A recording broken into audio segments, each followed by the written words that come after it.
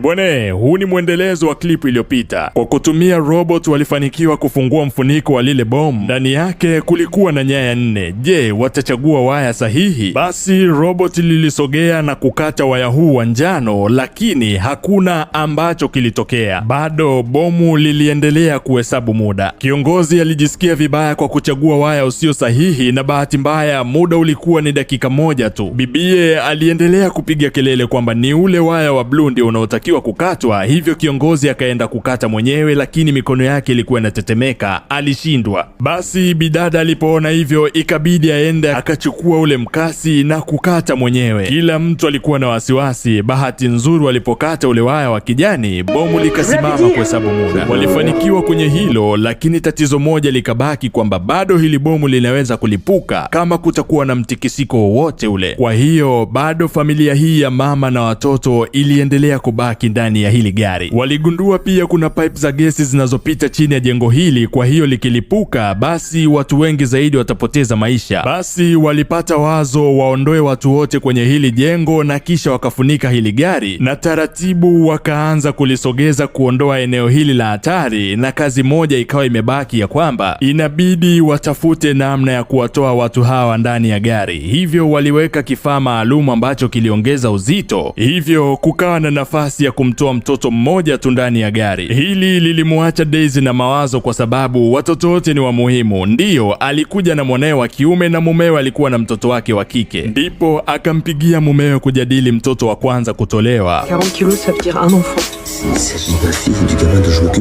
Baadaye mume alichagua mwanae wa kike wa kumzaa ndio atolewe, jambo ambalo lilimuumiza mtoto wa kiume na kuanza kumlaumu mama yake ya kwamba ni kwa nini hajamtetea. Ila tayari muda ulikuwa umekwenda, hivyo mtaalamu akasogea ili kuanza zoezi la kumtoa mtoto mmoja. Bibi alijisikia vibaya kutomtetea mwanae, lakini alikuwa hana namna nyingine. Mtaalamu alisogea ili kuweza kumtoa mtoto wa kwanza ndani ya gari, na mwenzie akifuatilia kwa ukaribu.